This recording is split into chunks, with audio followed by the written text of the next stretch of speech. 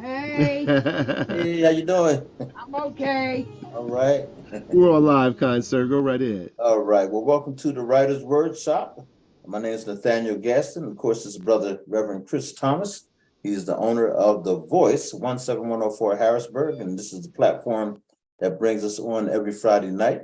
And we're so glad to have this opportunity. Welcome to this edition of Juneteenth. We're celebrating Juneteenth all month long, quite frankly, but especially this weekend where, most people will be celebrating Juneteenth on the 19th of June. It is the freeing of the last of the enslaved Africans who were in Texas and who had not gotten the word that we were quote unquote freed, at least by law. And so that's why we're celebrating Juneteenth. And we have a lot of things coming up in the city, in the country, throughout the state and in the country. So, whatever you do, no matter where you are, tune in to what's happening and get involved. This is a very significant time. The fact that we're even recognizing Juneteenth after all these years is very significant, and we need not, see it just as a party or way of just having a cookout. Even though those things are important too, it's good to get together with family and all that. But we need to know the meaning of the holiday and the reason why we're celebrating Juneteenth in the first place. And a lot of lives were lost, a lot of lives were broken because of that. You see this flyer here, and this is our flyer for both the Writers Workshop and Life Esteem. And I can't give enough thanks to Nicole Wilkerson, who is our events coordinator and is just a tremendous help in many different ways. We will be celebrating tomorrow, starting tomorrow, because we have two events this weekend. Juneteenth, we have a breakfast celebration starting at 8 a.m. tomorrow morning. It goes up into 12 noon, and it is going to be a wonderful time there. I see we got something else up there right now. Brother Chris. Yeah. Sorry But about that. starting tomorrow, there it goes. Yeah, starting tomorrow, we're going to have that wonderful breakfast. By the way, it's free. And so breakfast will be served between 8:30 and 10:30 or until everything is gone. And we hope that you will come out. We're going to have all kinds of activities. Thanks to Nicole, who's doing funds and games. And, we're going to have music, games, prizes, a lot of different things. And you see our sponsors are Aetna Insurance and Giant Foods. And so we're really glad to have, those two sponsors on board. And our cook is Denise Liquors. If anyone's ever experienced the wonderful food that Denise puts together, we're going to have a great time. And she does a wonderful job. So anyhow, join us tomorrow morning. It's at 900 South Arlington Avenue. It's called the United Church Center. It's located out there in the Union Deposit area. And if you know where the Community General Hospital is, we're like two doors up from that. There's, the 900 South Arlington Avenue, then there's a church, then there's a hospital. Come on in, and we will have signs that will tell you you're going to park in the front and then come around to the left-hand side and walk, to that door there. And we prefer that you come in that way rather than walk through the building. And, again, we're going to have a lot of fun. It's for the whole family. So we have something there for the children as well as for, especially for adults. And we want you to come out and have a good time, okay? And then on Sunday, starting at 12 noon, we'll be at the State Museum from 12 until 4. And we have a wonderful setup lineup for you. We have Lazille Powder, who's one of our poets who comes on every week just about. She comes on, later in the show, but she does because she's, doing something up until the time she comes on. She's both a poet as well as an artist, and she's going to bring down some of her artwork, but also she's going to bring her poetry, and she'll be with us on Sunday at the State Museum. And she's out of New York City, and she's originally from Trinidad, and so she has that, serious dialect, and she does some of her poetry in the dialect of her people from Trinidad. And also, her paintings, reflect the culture. So we're looking forward to having her present. We're also going to have the Winneman African Dance Community, and they will be on board. That's the Lazille Powder right there. And she will be coming on, like I said, and she will be presenting on Sunday at the State Museum. And I know you'll look forward to hearing her poetry as well as seeing her paintings, okay? And then, and I think her paintings, I know they're for purchase. And we will have vendors, by the way, on Sunday there at the State Museum. And so we hope that you'll come out and, support the vendors and just enjoy the program. Now, listen, on Sunday, we're going to have both African dance and drumming, but it's more than just a show. No, it is a workshop. So we want you to come dressed with sneakers or, you take your shoes off, whatever, but be ready to find out how to do some of these African dance steps. And the Winterman is going to do a fantastic job, led by Lark Daniels, along with drumming with Lee Wysocki. And they both were just fantastic people to work with. And their organizations will be bringing us both African dance and drumming. And you will be participating, having a chance to participate in the event. It's going to be a lot of fun. And it's something for the whole family. There you can see the flyer, which I think is a beautiful flyer. And it's at the State Museum. The State Museum is located at 300 North Street. Doors open at 12 noon. The program is from 1 to 4 p.m. But actually, it's going to be from 12 to 4 because we have, like I said, the vendors and all that. So you can come in right at, 12. Notice there's going to be interactive dance workshops, poetry readings, vendor marketplace, performance and entertainment, free book giveaway, African drums, and door prizes. Again, it's going to be a lot of fun, and we hope that you will, join in with us and just make the day a special day. Don't forget also that there's so many other events going on. I believe there was something at Harrisburg Area Community College, or there will be if it hasn't taken place already. I don't have a whole list in front of me, but there's a lot going on. Whatever you do, get yourself involved in these events. Let people know that we understand what Juneteenth is all about, and we do celebrate it with our hearts, our spirits, our minds, our souls. Okay. Don't forget also that we have this wonderful digital magazine coming out. Thank you, Brother Chris. We're looking for short stories and poetry because we're going to do a magazine every month, and it doesn't cost you anything to, submit an article, get your poetry published, whatever. Notice that if you want to send it in, you want to send it into Writers Wordshop Online at gmail.com. Again, that's Writers Wordshop Online at gmail.com. And Sarita Henderson is the person who is putting all this together for us, doing a fantastic job.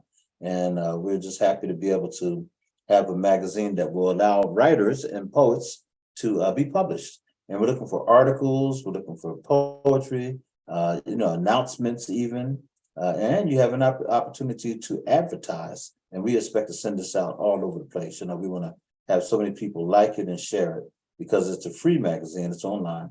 And so your advertisement then will reach a lot of people, okay? So keep that in mind. The deadline is going to be the 20th of this month. The day is already the 16th. So you have 4 days to create a piece or two and send it in to Writers Wordshop Online at gmail.com. And Sarita and I will be so happy to, see your piece presented. And I want to thank also, of course, Nicole Wilkerson is helping out with that as well. She, in fact, introduced me to Sarita. And so it's a good collaboration. We're looking forward to it. And we have a lot of things popping. But in fact, we just sat down with Dr. Charles Stewart. We haven't solidified everything yet, but we're in the process of putting together a massive poetry competition for young people for collaboration with the Police Athletic League, PAL, and they will be the primary, funders of this. And then, of course, the Writers Workshop, we're collaborating with them to put us together. We're looking at having a huge venue. We want to have it at the Forum. We're going to see what happens with that. I don't want to make any premature announcements because we have to, solidify everything. But we had our first meeting today, and now we're going to put, meat on the bones. And this will be for middle school and high school kids. And there will be cash prizes for the first place winners, both in middle school and then high school, and cash prizes for the second and third place winners as well. But every single person who participates, in that final, competition, will get a chance to, win some prizes and stuff or have some takeaways as gifts. The reason why I mention this is because this is going to be a county-wide competition. And so we're going to first ask the persons to, write on the theme and then submit. And then we will come up with the first, the top 10, both in middle school and the top 10 in high school. That's what we're proposing at this time. And then those persons will have a chance to compete on stage in a performance, a showdown. And we will have other things built around that, music and, dance and everything else. It's going to be a lot of fun. So anyhow, keep in touch with us at the Writers Workshop for all the things that are coming up. Don't forget too, we have established a wonderful relationship with Elizabethtown College. Last week we had a tremendous retreat, and we really enjoyed ourselves. Dr. Shantae James was there with her wonderful book. We had the Reverend Irving Smalls, who has a tremendous book out called Die or Beat It, and it's about diabetes. And it is a story. It's a fictional story that excuse me one second. Oh, someone's trying to get on the Wordshop. Hold on a second. Yes, hello. Hello.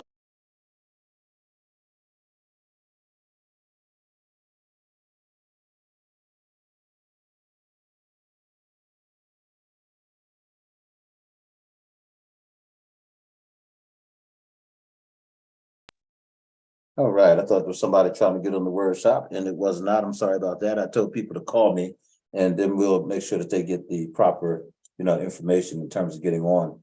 We're not just letting anybody on, but we want everybody to benefit from this. That's why we have it on Facebook Live through, the Voice 17104 Harrisburg. If you are interested in being a part of the Writers Workshop and you're serious about being a writer and being a part of this platform, you can always reach me at 717-608-2312. That's 717-608-2312. And you can just leave a message if I don't pick up, and I will, respond back to you. And if we don't get you on tonight, we'll try to get you on another time. This is a wonderful community. We have some great writers that come on, and we have a lot of, activities we try to create through our community. But we have to be careful about who we let in, because some people just, they want to come in and be silly and do all kinds of stuff. So enough of that. But anyhow, happy Juneteenth, like I said, and I hope that whatever you do, you'll get out there and celebrate. Don't forget too, though, this coming Sunday is Father's Day. Actually, the 19th is officially Father's Day, but I think almost everybody's celebrating Father's Day on Sunday. They're at Life Esteem Ministries.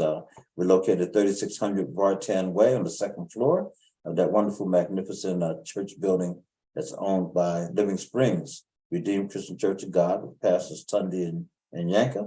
And we are, like I said, Life Esteem Ministries, and we're going to have a special program celebration honoring fathers on Sunday, starting at 11 a.m. You can always catch us on Facebook. Just go to my page, Nathaniel Gadsden, Gadsden, at 11 a.m. And we usually go up into about 12:30, but this coming Sunday will be a special program, 1 hour, because we're going to go from 11 until 12, and then I'll make my way over to the State Museum to help kick off our very special Juneteenth program. But for that 1 hour, we will, of course, honor God, our Father, who art in heaven, hallowed be thy name. And then we will, mention, the fathers who are stepping up to the plate and doing what they are supposed to do as fathers who are helping to be the first teachers of their children and contributors to our community. By the way, I read something that was kind of interesting. The Lord's Prayer was a trivia question on Jeopardy last night. I think it was last night. And they said that, the word hallowed be thy name was supposed to be the word that was missing in the scripture. And all three contestants just stood there. No one knew that.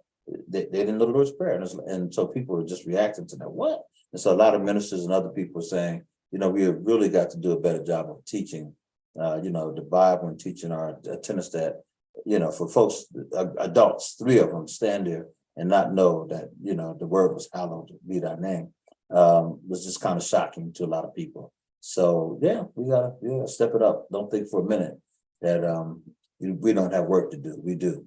And that was just kind of an eye-opening, a wake-up call, that they did not know that. But anyhow, it is what it is. So having said all that, one of the things that we do always here at the Writers Workshop, we come on every Friday night, by the way, right here on The Voice 17104 Harrisburg, and we come on at 7 p.m.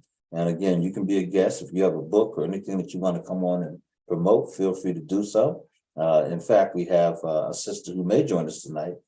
She was so excited. She called me today and said that she's actually going to receive her books. I think it may be her first, and she's hoping to get it by tomorrow, or she will receive it by tomorrow. But I said to her, I made the invitation that she can come on tonight and talk about the book and, get some excitement going about it. I could tell she's proud of it. And so, if you have a book and you like to promote it, you're an author, you just want to read your poetry or read a snippet of your novel, happy to have you come on, okay? Okay. And I see someone coming. There's my brother. Okay, brother Neil, how you doing, man? How you doing, Nate? Great. How you doing? Good, How's good. everyone? Hey, Right. man, good seeing you. And also, this is Darlise. Hey, okay. Darlise, can you hear me? I can. Can you hear me? Oh, good. Fantastic. And this is brother Neil Owens. Brother Neil, this is Darlise. Am I Hello, saying it how you right? doing, Darlise? Great. Yeah, you're saying it right. My All name right. is it's All right. Darlise. Fantastic. Yeah, Darlise is a new author, Neil. I think this is your first book. Is that right, Darlise? It is. It's my first published book. I have it right here. There it goes. So it's I hard to couldn't see. get the I can't see the name. What's the Yeah. Okay, success on the job. All right. success on the job? Okay.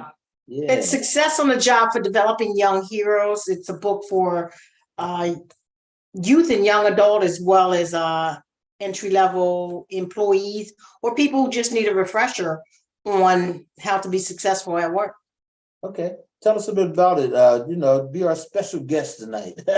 Oh, okay, Neil, by the way, great. Neil is an outstanding author. He has a number of books out, award-winning author. So we're going to have him talk to you a little bit too.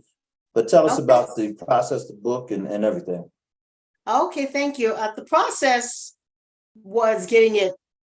The easy part was for me was writing it. The hard part was getting somebody to edit it for me and finding a publisher. Luckily, my cousin had a book that she had published, so she referred a lady to me, and that's how I ended up being able to move forward with it, because I have several other books that I wrote, but they're just on the computer because I didn't have a publisher.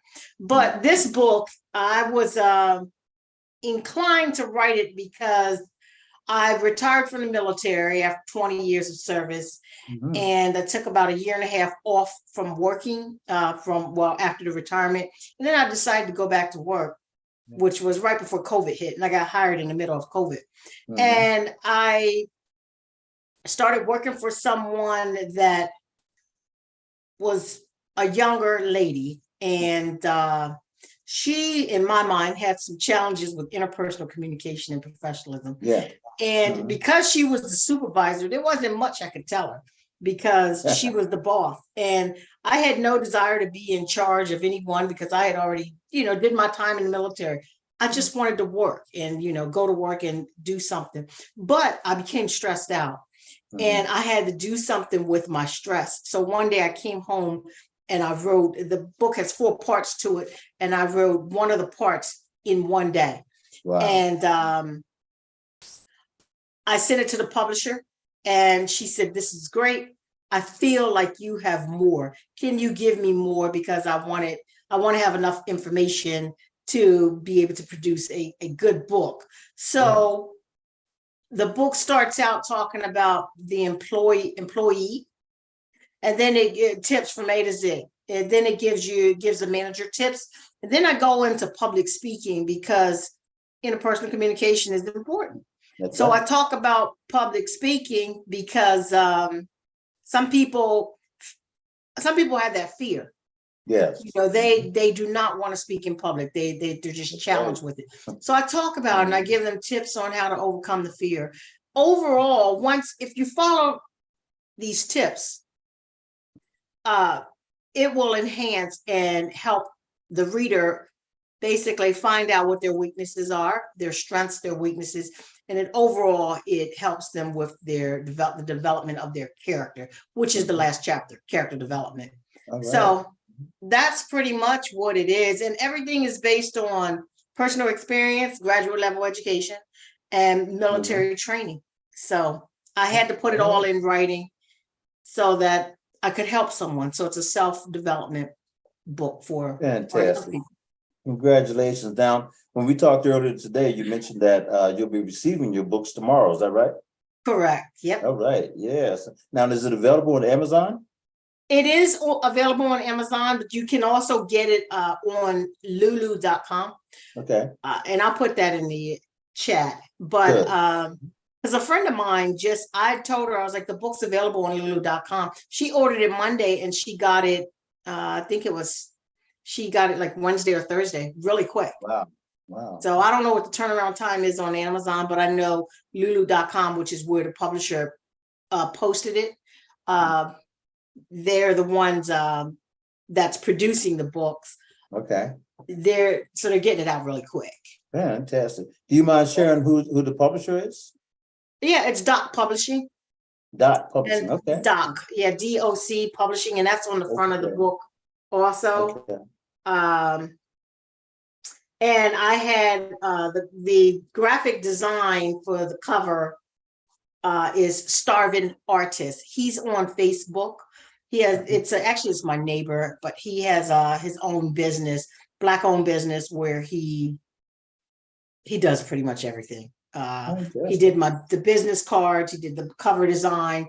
I have this big banner that says book signing, meet the author. He did that as well. Just great work, very professional. Yeah. Okay.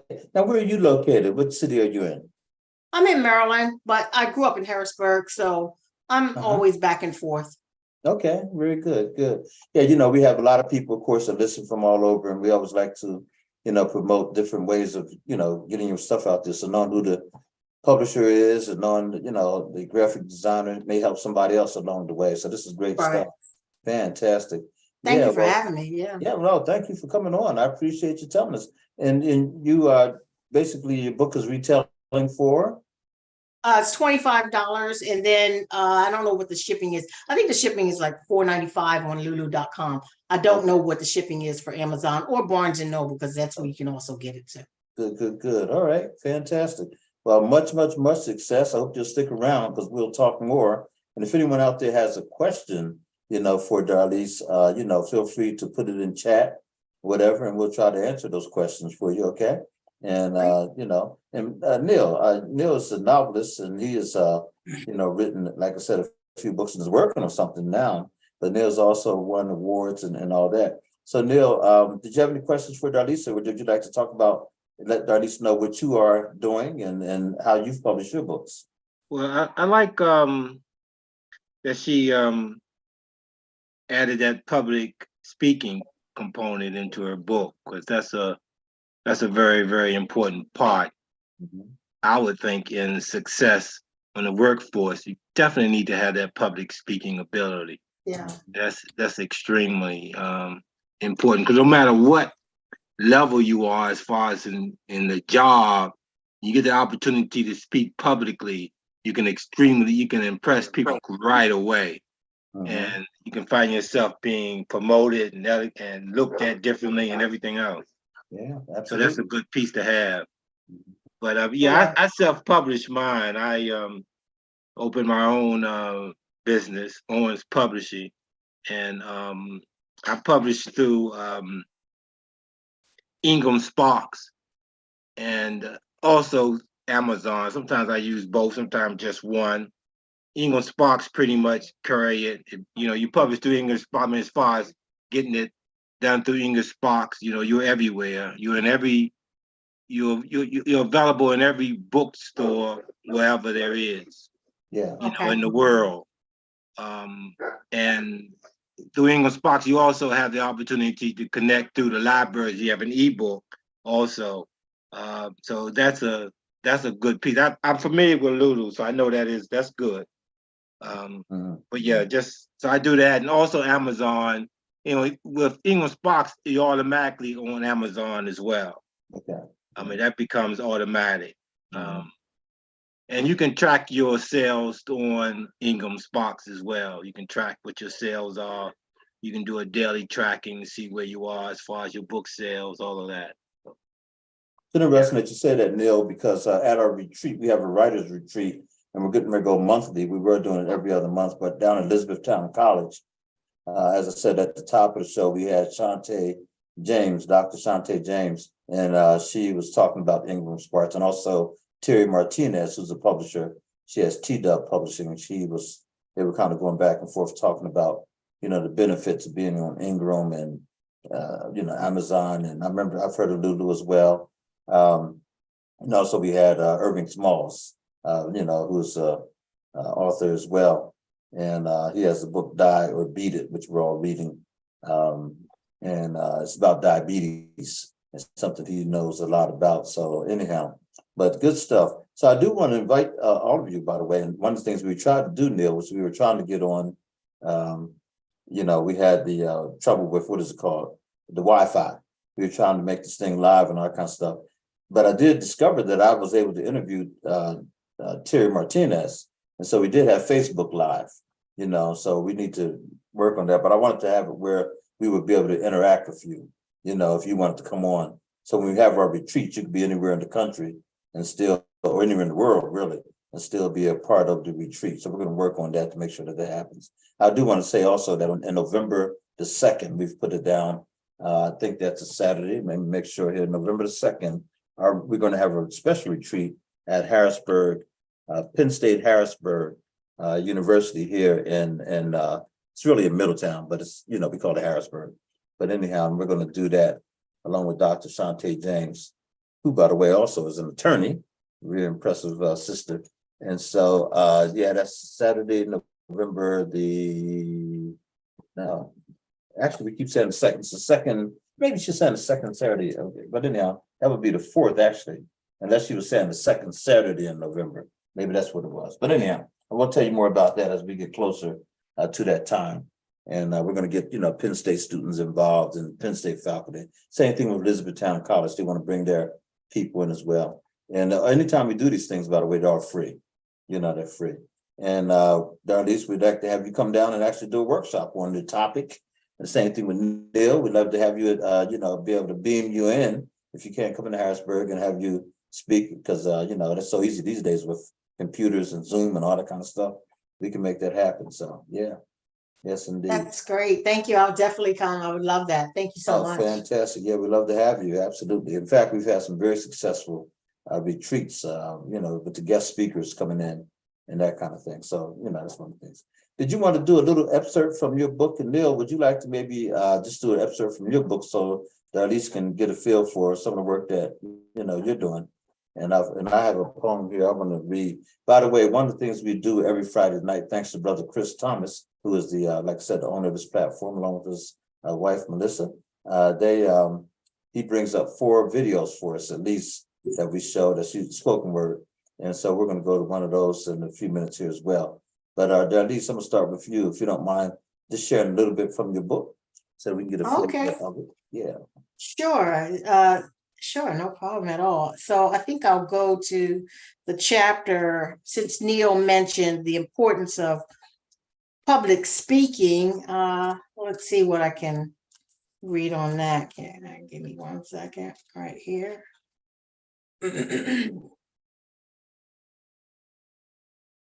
Start to just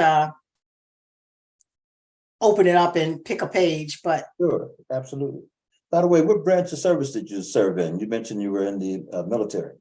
I did 20 years in the Army. Okay. Beautiful. Were you stationed primarily here in the States, or did you travel somewhere?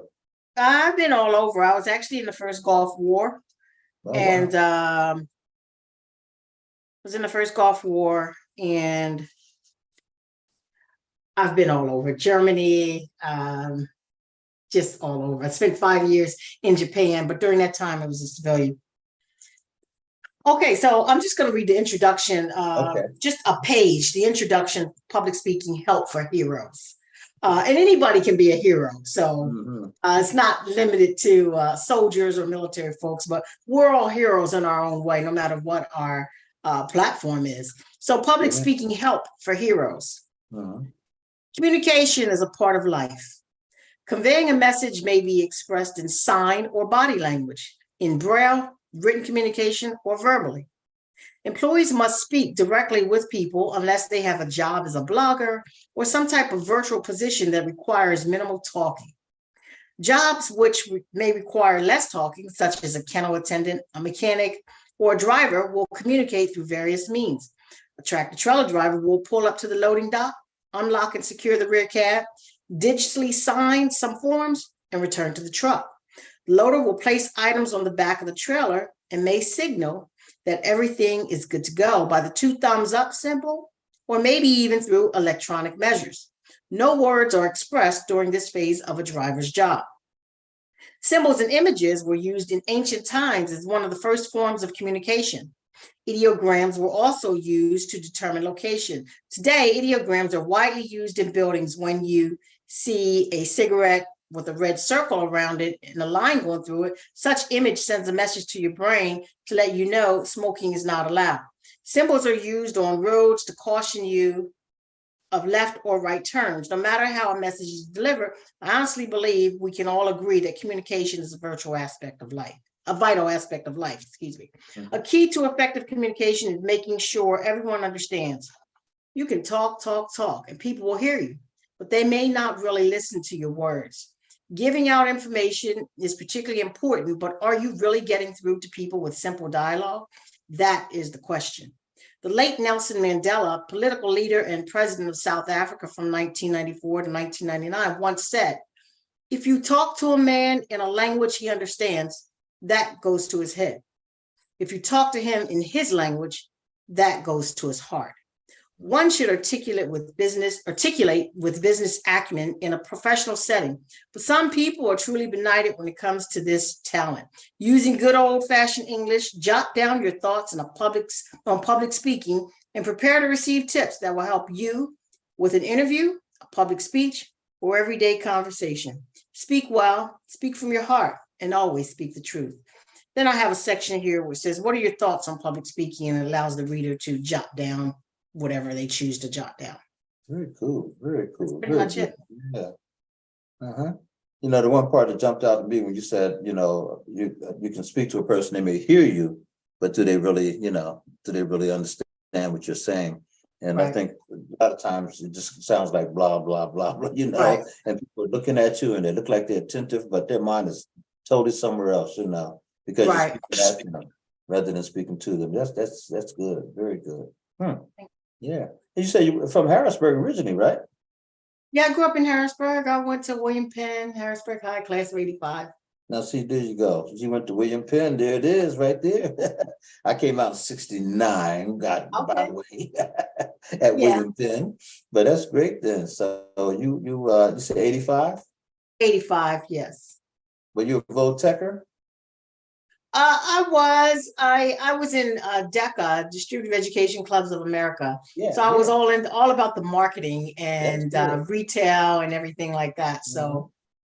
yeah, I I was was a Votecher student when I was in school. We went right down the hill to where it used to be called University Center. And now they okay. sold that to the Jewish Community Center, by the way. A lot of people don't know that, but that's been sold to the Jewish community now. And so Okay. that, yeah, beautiful. I mean, that's quite a buy. But anyhow, yeah, so, you know, I always love good old Votech people and DECA people and all that. You know, that's good Yeah. stuff.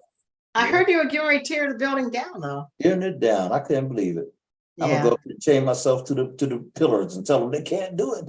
Right. I said I was gonna, when I come in town again, I'm gonna go take a picture by it before they tear it Yeah, down. that's a good idea. You know, in fact, we did a picture back in 2019, and we had our 50th. I mean, that's hard for you to fit in my mouth to say that. Our 50th class reunion, and we stood there. We were actually shocked at how crumbled and how, you know, just the repair the building actually is. And from a distance, when you're driving past, it doesn't look that bad. When you get up on top of it, Yeah. it really has some major, yeah. So, you know, I hate to see it go though, because it's such a magnificent building. Maybe to be rescued. Right. But anyhow, it's good to know you're from Harrisburg and doing so well and all that good stuff. Neil, when she was reading, did you have any thoughts you want to share? And then if you could read some, I would appreciate it too, man. Yeah, there was a when she touched on communication. First of all, the read is as you was reading, you can definitely tell you're someone who's speaking, know what you're talking about. There you go. You definitely know what you're talking about. That Yeah. comes across quite quickly. And I like the way you broke down communication in the different areas of communication, the different phases of communication. That was very, very important. The body, I like that because there's a lot of communication in body language. Right. And that's often, you know, not as recognized as it should. A lot of people may take it as their imagination or something, you know. But it's that's very powerful. So I'm glad you broke that down. So that was good. Yeah, that's a good how-to book. I can tell. Yeah. Thank you. I'm a buyer of books, and so I'm gonna definitely have to get that.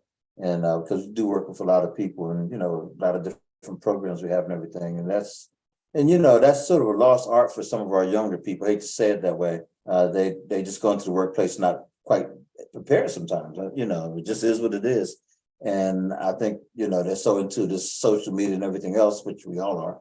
But I think to get an unfair or unrealistic view of what life is going to be like, just like you were saying, Darlise, that you ran into a person who's a supervisor who really, it sounds like she wasn't as prepared to be in that position as she should be. And, and that's something that we really got to be concerned about. You can really turn off a whole bunch of people, make people's lives miserable by not knowing your job well. Yeah. So, well, unfortunately, there's a lot of people who are in supervisory positions who shouldn't be. Yeah. And I mean, that's widespread throughout government agencies, especially. People, they're not really should not be in those positions, but they're in there because they know somebody and so on and so on and so on. Yeah, I talk about that too. I actually, in the beginning of the book, I have a list of things in the introduction. I say something about have you ever been subjected to the following? And then I have a list of things: mental, physical, or verbal abuse on the job. The workplace was a place of relaxation, because I didn't want the book to be all negative. So I add some positive attributes in there as well. And then I talk about someone totally unqualified in a senior position, someone overqualified for a position. So it just goes on and on. I have about 20 things that I say, can you relate to any of the above points? Whether you can or not, you'll find something of interest as you read. Good stuff. So, yeah, it's I think it's a good book. That's right. You better. Good info. Yeah, I think it's really good info. Every time I read something in there, I just smile at the end and I'm like, okay, this is really good. So, all right. Yeah, and obviously the publisher thought it was good because just from the first part that I sent her, which was on management, she just loved it. And so we worked. And then the cover, can I just explain the cover if you don't mind? Sure. So, while I was reading, I was talking about left turns. So the cover has 4 people on the front. The significance behind the 4 people, I'm a numbers person, so my birthday is on the 4th. So I chose 4 people. There's a path that's leading them to success. There's a building in the background, and there's a person all the way up at the front, which this person has their hands up in the air because they made it. And then the road curves around, and then there's an arrow that says right turn.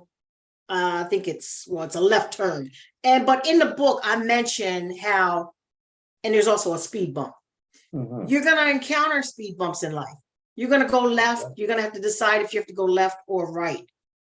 But ultimately, you have to make a decision. So if you want success on a job, to reach the finish line, you have to come up out of the hole in the ground, which is another image on there, and make your way out and just follow the path to success. But it all starts within.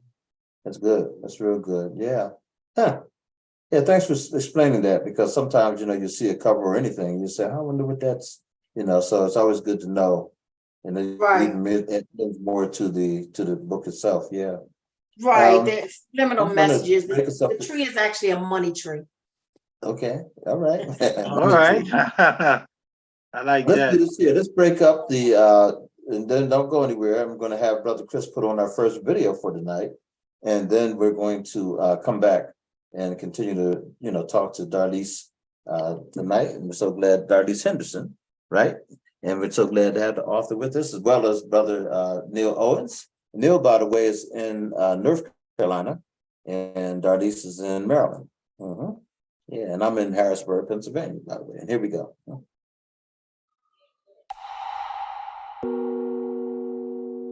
When the sun drew back light from the earth, the skin of our planet broke into fragments, each piece bearing an unforgettable history of our jewels buried in the sand, underwater, in our palms, bloodied by the summoning of ships to our shores, glittering with the glory of our land. On this land, men came bathing in torch and lampstands for gold, as if we hadn't yet seen the light.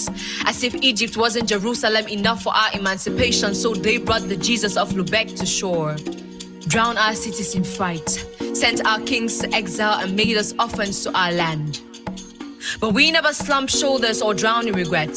We mold men from scars and dust, rebuild history from the remains of war. Like Shaka Zulu, we run through the wild fields of the unforgettable glory of Ashanti and Ascom, where Osei Tutu led a city covered in gold, and Somali's song reigned, where the kingdoms held the heart of trade like finger to nail. Assembled merchants crawling their way in to the dancing waves of our shore. Through the maize fields, where the Amazons of Dahomey became the lions of their tribe. 17th century women waving off quagmires went for battles anyways. Built our pyramids, yeah, and there in civilization, in commemoration of multilingual anthem sung to an unbeatable continent. Yes! Catch the dance steps, feel the parting of our moves, the heartbeat in our afro screaming liberation and dancing to Afrobeats. Makossa and Lamo, trickling with the worms to your belly, bubbling bursts in the excitement. Our history floods the Mongol, parks in passionate surrender, clams on the lips of Nigeria to Uganda. Mali is pregnant. She lays in the arms of Cameroon, singing Mansa Musa's praise. Here, the soul burns in flames of exaltation.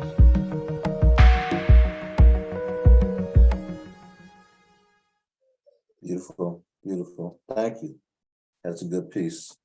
Wonderful. Let them hear. All right. And tonight, folks, again, welcome to the Writers' Wordshop. And we're here every Friday night from 7 until 9 here on The Voice, 17104 Harrisburg.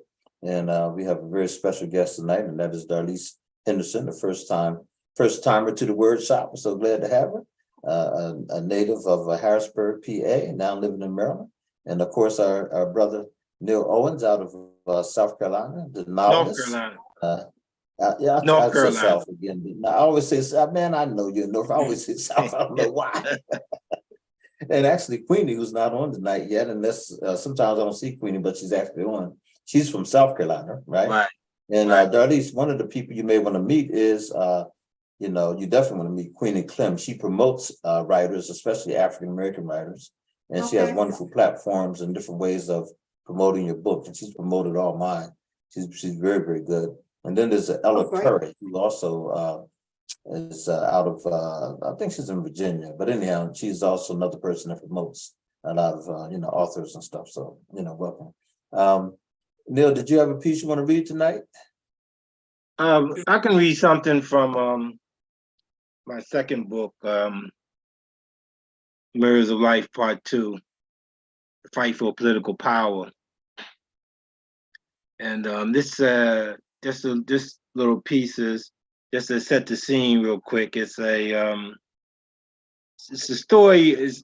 Mirrors of Life is the story of a African American mother who raised her kids to escape the poverty and the juvenile delinquency that's centered in their community, that's set up to prevent them from succeeding. So she focuses them on education and so on and so on. But once one of her sons becomes a venture capitalist, and his focus is to, he wants to build Black Wall Streets nationwide. So he finds himself up against the business powers that be, which is, of course, the white people who run the show. So he's trying to break into that group and trying to establish civic-minded communities across the country where Blacks can have their own businesses set up, and he's going to invest money and do all that to set their own businesses up so they can run their own show, like Black Wall Street was before they destroyed it. So this is a scene between his mother, and she has a meeting with Hornsby, who happens to be the chairman of that 1% Leadership Council. So he is the top dog. He's the man that sits behind the president. He actually, his group actually runs the country.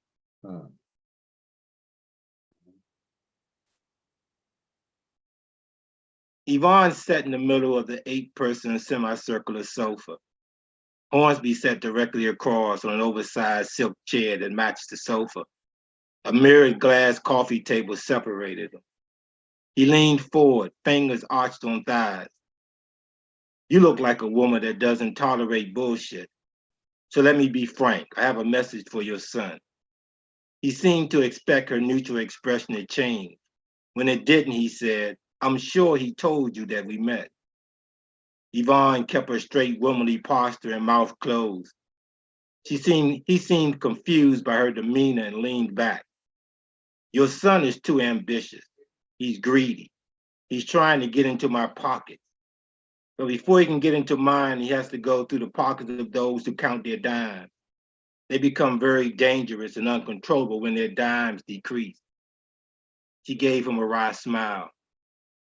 So you're the one that my son outsmarted. You're the heartless bastard that killed children. What do you see when you look at yourself in the mirror? He leaned forward and looked into her eyes as if in search of a weakness. Then he leaned back, elbows on his thighs and hands clasped. Your son didn't tell you? I see God because I am God. He should have told you the only reason that you and he are alive is that I have allowed it. Wrong. My son and I are alive because God has sealed us. You are not God. You are the wickedness in high places, the man of sin and son of perdition.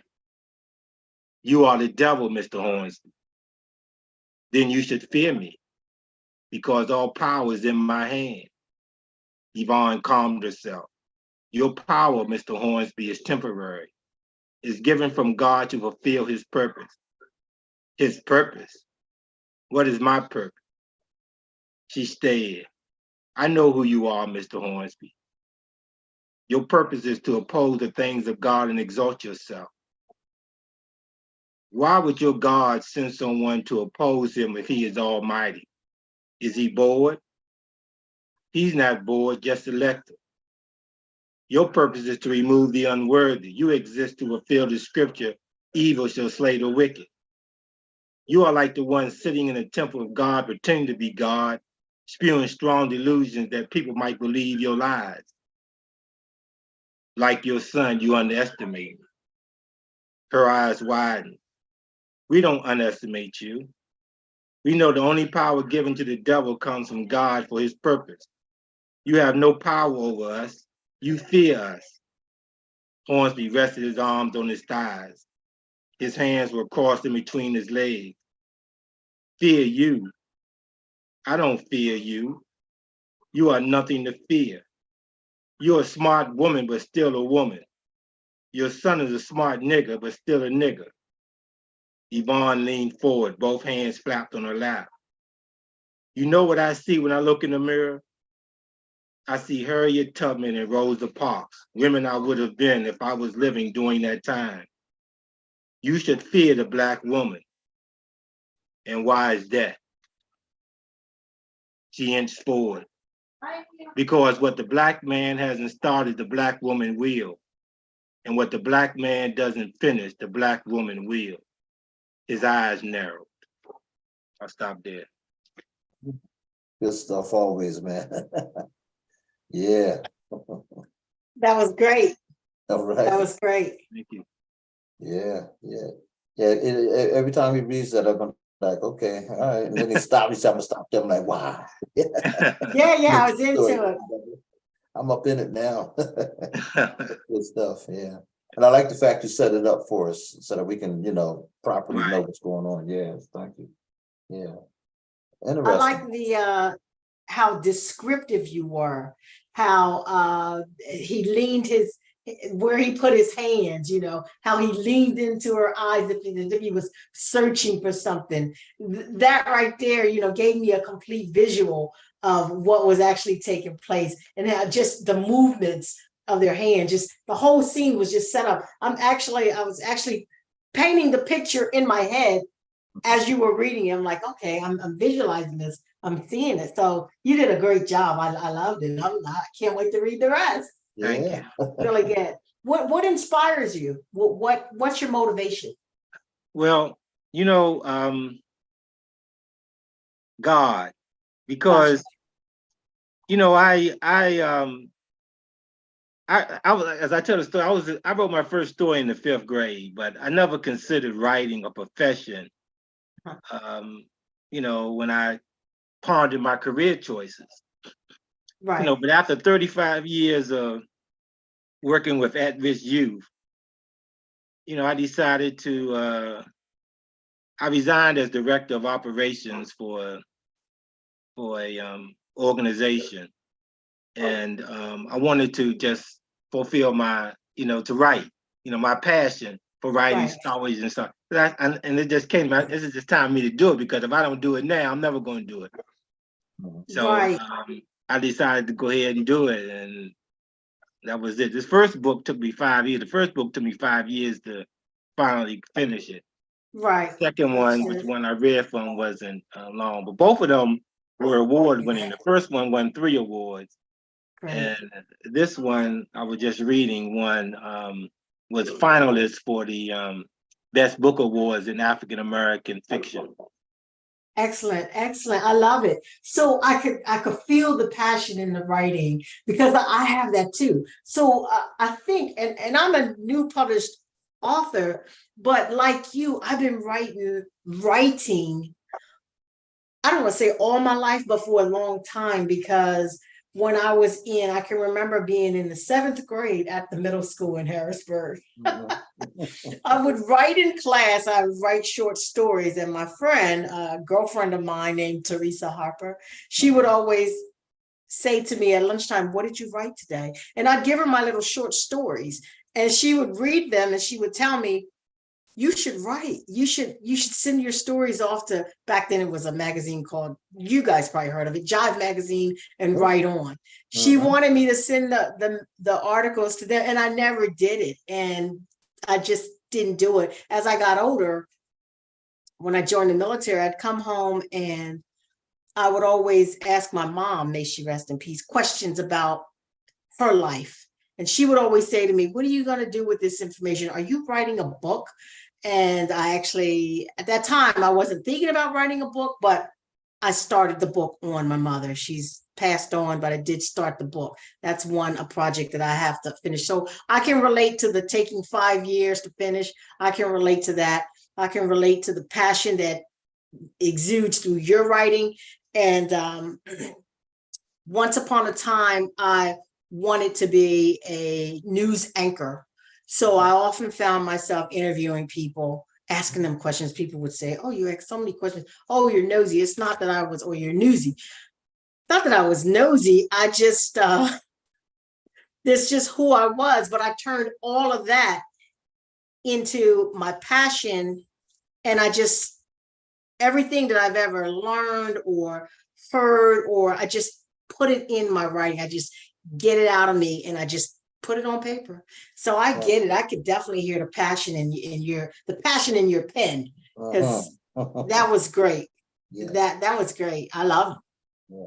But I'm glad you said all that you said, because I always felt the way about Neil as well. His descriptiveness, the passion he brings to his writing. But I felt the same thing Neil said about your writing, that you could tell that you know what you're talking about.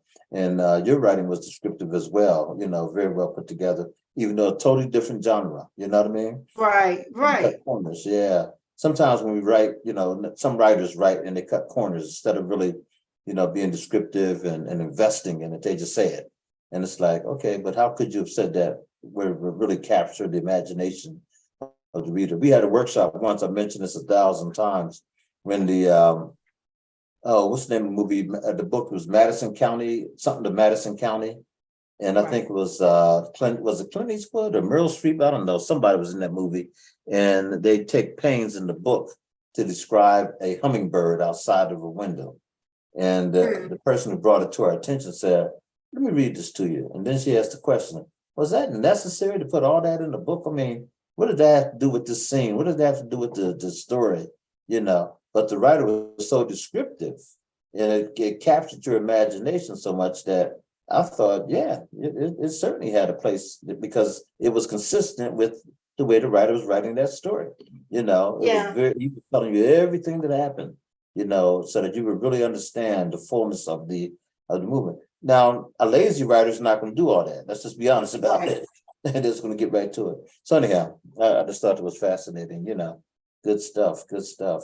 Now, did you have another book in you, Darlise? I know you finished one project. You just, you know, a glow about this book, but have you thought about continuing to write and things you want to do? Yes, as a matter of fact, I have several in the queue. I have my next one that I will get published is about my brother. He was in a boating accident on the Dock Street Dam in Susquehanna River, right down there on Front Street, back in the 80s. Wow. And he did some time. Okay. But he never got a chance to tell his story. So this occurred right before I joined the military. And then when I retired from the military, he was at my retirement ceremony. We're at my house just relaxing and just enjoying everything. And he said to me, they got it wrong, sis. And I said, what are you talking about? And he said, Patriot News wrote another article about this incident that happened like some 30 some years ago or years back in the 80s. And I said, what, they're still talking about that? And he said, yeah. And they had him quoted as saying things that he didn't say. Said, I never said this didn't happen. So I said, you know what, Joe? That's his name, Joe. I said, you need to tell your story. And he was like, yeah, I wish I could. I said, oh, you can. And then I got my little pad and I went into interviewer mode and I interviewed him and I asked him a bunch of questions and I sat down and I wrote the story. So that's coming next. Nice. That's coming next. I have a fiction one that I started. It's a compilation of short stories loosely based on some truth. So it's up to the reader to figure out what part of the story is true. So that's one, that's my fun one because it allows me to be creative in my writing. I'm not writing a true story. I'm adding some truth to it, but I'm being creative with the truth. I actually just sent one of my short stories to a lady that, where's that book? I got a book. She sent me a technical writing book. She started crying after she read the article. And her comment to me was, you are a prolific writer. How do you do this? And I couldn't believe, she was crying real tears because she was just touched by my words. And it was one of my short stories that I had 1 ounce of truth in it and everything else was made up, but it touched her. It touched her. I couldn't believe she was crying. Real tears. I just couldn't believe it. So, but this is why we read. This is why we write. We really are experiencing, a lot just by someone else's words, someone else's imagery, whatever. But it connects with us in such a way. right. I'll just leave it go at that. But yeah, that's why it's so important. And that's why the art of reading is always important as well. Because, when you see it visually, that's one thing. But when you read it, it kicks up so many different images in your imagination and can connect you in such, a way. I love movies. Don't get me wrong. I love TV. I love movies. I really, truly do. At the same time, I love to read, because it's a different dimension. Your brain functions a little bit differently, So I always like to hear authors explain their work, share their work and all of that. Yeah, good stuff. I'm going to share a poem that I did It was published in the April edition of the Harrisburg magazine. And I want to thank, Randy Gross, who's the editor and an excellent poet and writer, who has just been a good friend. And he called me and asked me if I would take the challenge of writing a piece that would be featured in the April edition, because April was Poetry Month. And so they featured the poet laureate here, Rick Kearns, and then they asked me to do a piece. So this is called Perspective. You don't see what I see. I see the dry eyes of Merrily Evers enduring the unspeakable with dignity. So those who wished him dead, Medgar Evers, her courageous husband, would not see weakness in her eyes. I see the photos of Ernie Sisto recording the 1971 protests of Negro, the National Economic Growth and Reconstruction Organization, out of the New York Times building. There in the midst of this rainbow coalition of united, unwavering voices of protest stood Thomas W. Matthew, a neurosurgeon, atop a car, proclaiming to all who could hear him that the New York Times was more interested in reporting on Black violence than on Black productivity. I see Reverend A. Kendall Smith in 1967 gleefully burning the symbol of enduring racism, the Confederate flag, in City Hall Park, Manhattan, New York. Reverend Smith was protesting the Southern treatment of Black residents in New York City. He was later arrested, even though no law was broken. This is the history you don't see, the untold history of people who look like me.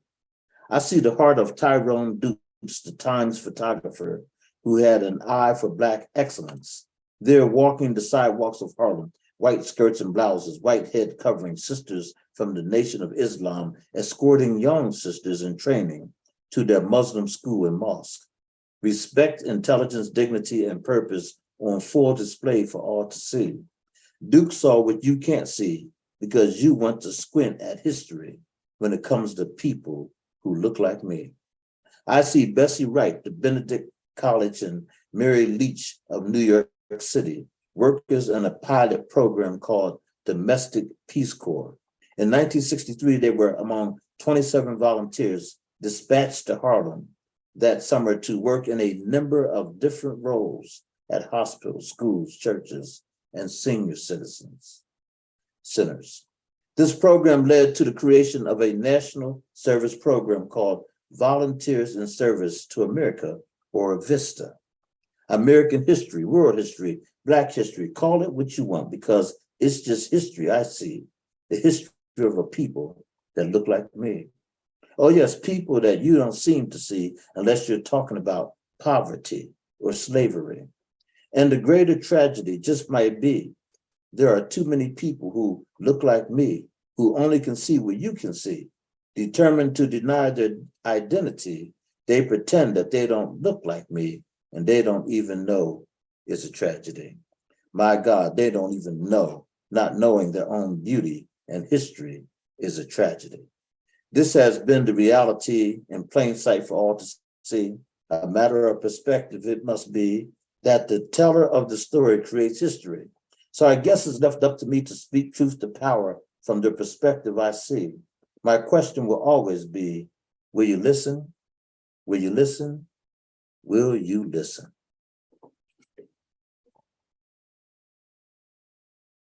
And that's my piece for Juneteenth. Great. Thank you. Yeah. So anyhow, I have fun, producing that piece. I want to do more pieces like that who talks about real history and all angles of that stuff. So we'll see. We do anthologies too, by the way. I don't know, we're doing a couple of things. One, we do have an online magazine that is premiering in the first week of July. So it is literally the Writers Wordshop magazine is online, and we're looking for articles. So if you have any piece that you want to send in, if you want to talk about your book, if you want to talk about your novel, Neil, or just something that's upcoming or whatever, or you just want to write a piece for it.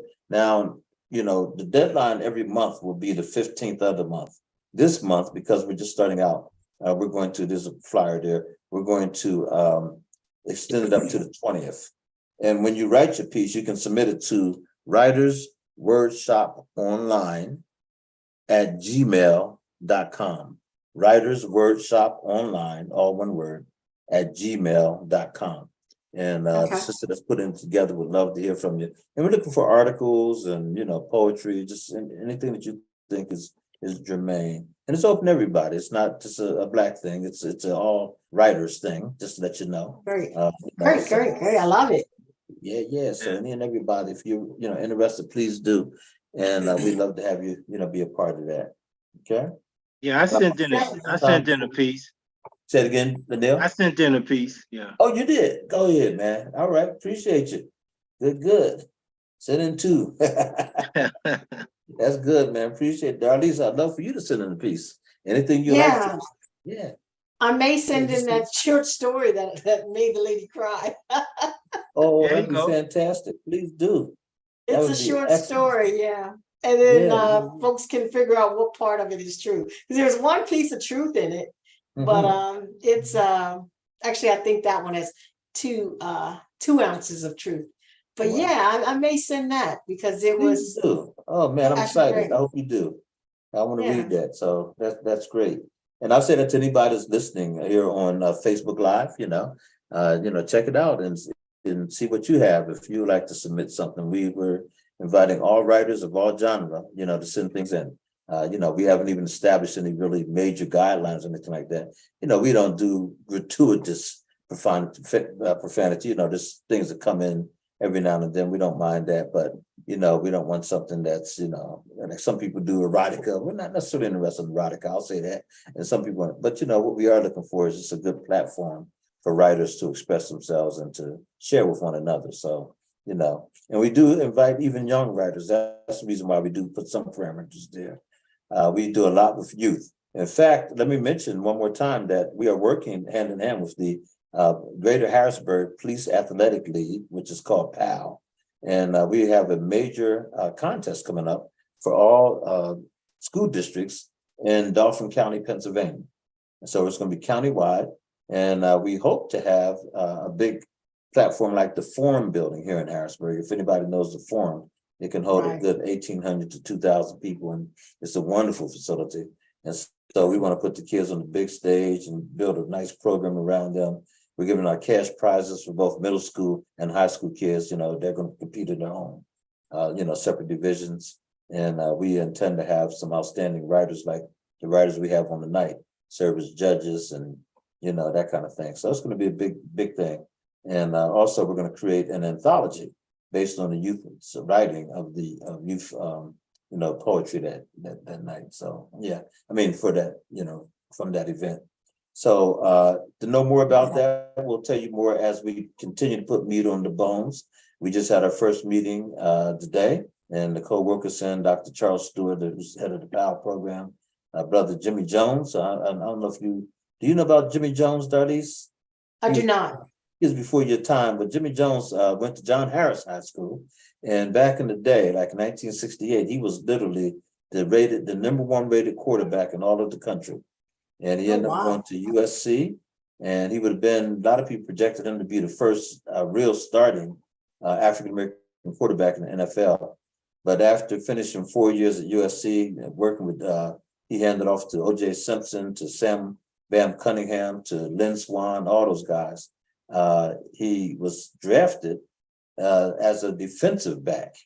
And he said, no, I'm a quarterback. And so they had him up in Sports Illustrated, did a big article on that. It was like, why would that happen?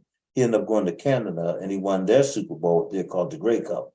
And so he's a living legend around here. He's done a lot of great work.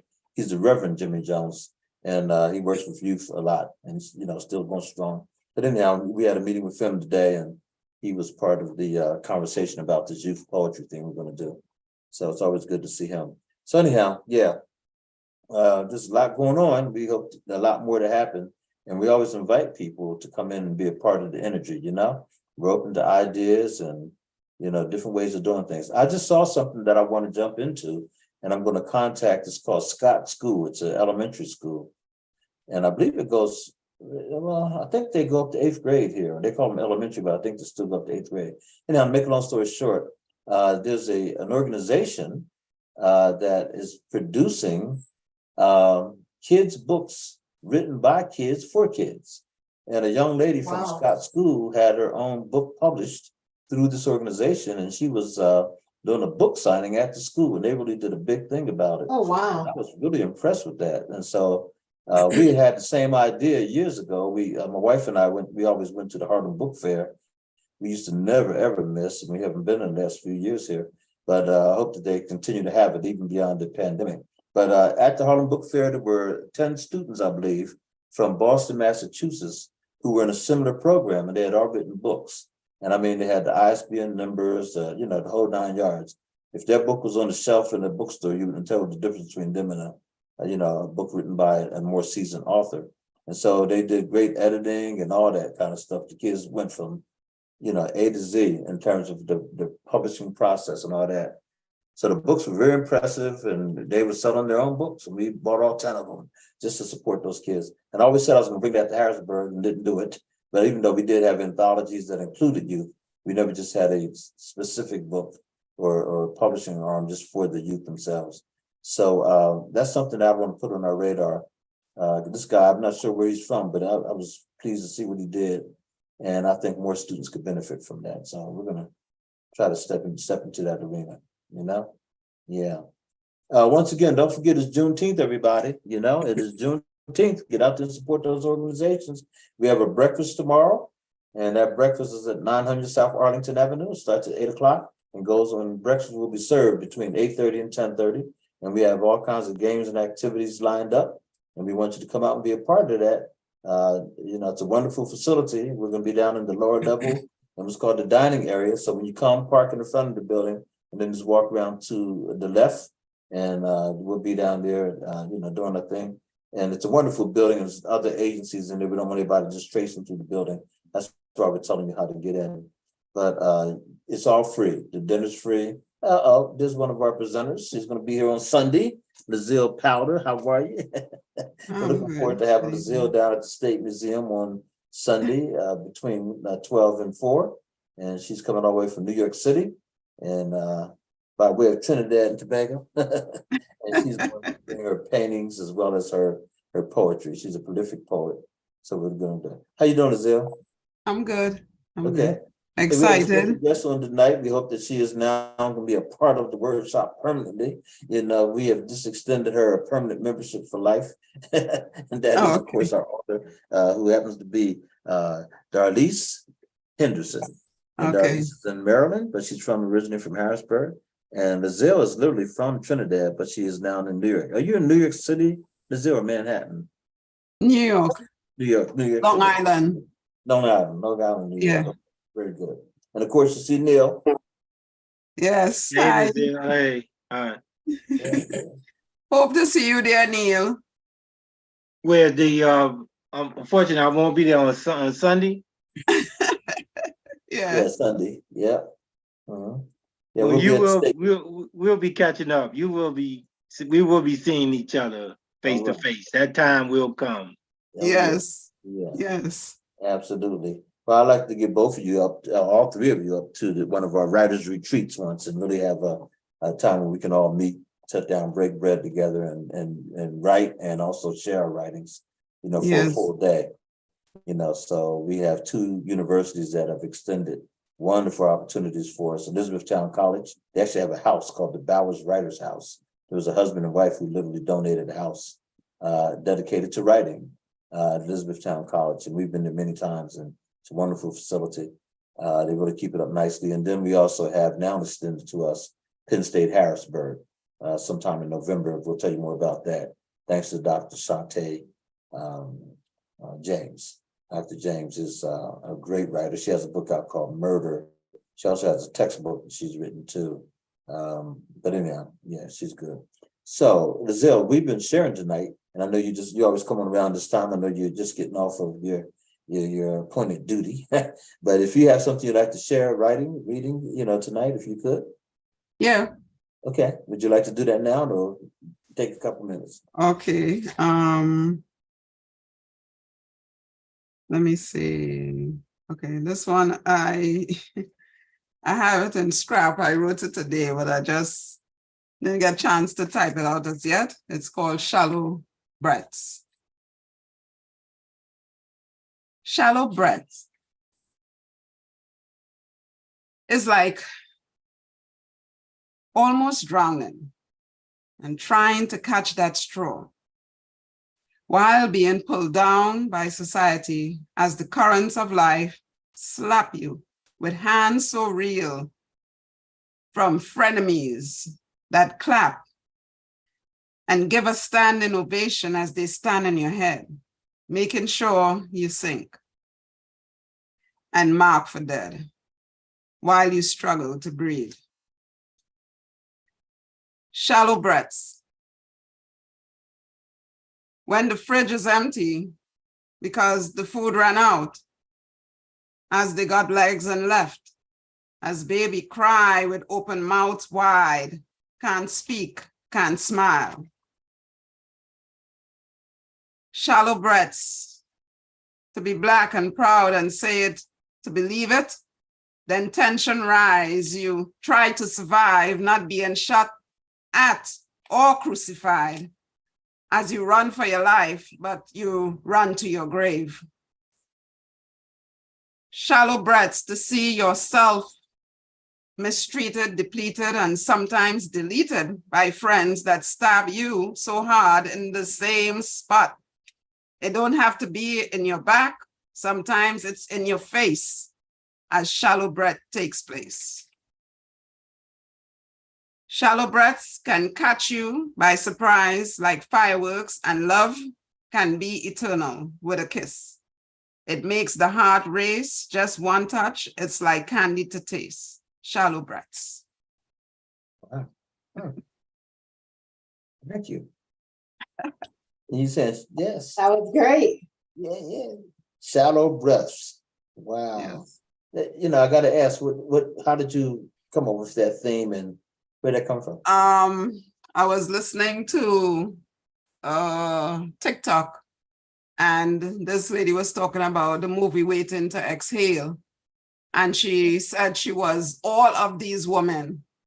And at the end, she said shallow breaths. And she said, take shallow breaths. So I said, yeah, that's a good. So I just took the shallow breaths and made what I think it is. Good stuff. Good stuff. Well, let's do this here. I want to go back. Thank you so much for sharing that. I hope you'll share again before we go off.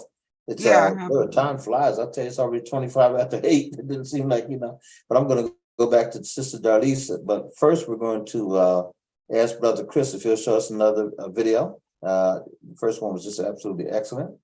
And we'll see this one, and then we'll come back to Sister Darlise. Hi, my name is Annie, and I struggle to speak. Hi, my name is Annie, and I struggle to speak. I'm afraid to repeat myself. Hi, my name is Annie, and I struggle to speak. I'm afraid to repeat. My self-worth has been taken from me. My self-worth has been taken from me. So now palm my way into poetry.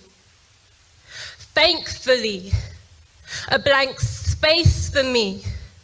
A no judgment zone, so words flow from my soul to be whole finally. No boundaries to inhibit my personality. No delicate rules of etiquette to define whether I'm sane or crazy. No peer pressuring eyes silhouetted in shadows of my mind that stigmatize. And we call this freedom of speech, but freedom of expression has now become freedom of oppression. It has birthed bullies, alchemists that mold words into bullets by belittling and bitching sessions, and it hurts. When in lessons that we are taught that our voices have no hearts, that they are lifeless beings we cremate into ashes of insignificance, only holding weight when we use the arguments of respected names that have money, power, and a claim to fame. Freedom of oppression is like a hurricane. It destroys other people's lives by creating ghettos of silence where tongues are involuntarily tied, by buds that flower from the taste of being denied, by the touch of feeling demonized. So now our speech is becoming dumb because we're all being desensitized.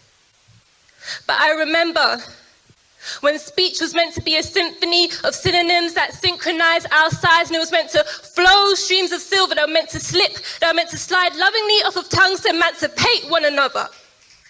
What has happened? Because all I hear are verbal assassinations making us mute and making us stutter. We use words thick with hate to subjugate. We splutter victims into pursed lips that fear whips from tongues dipped into sick fallacies.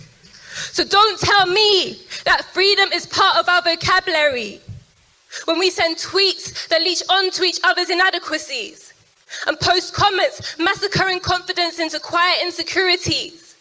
When I'm smart and you're dumb, I'm big and you're little, I'm right and you're wrong, and there's nothing as a society that we're doing about it. But the times that I'm now living in is one in which freedom is being used to imprison, so we need to let go of our egos that arrogantly believe that being anonymous justifies hating on another human being, and we need to recognize that accents don't define.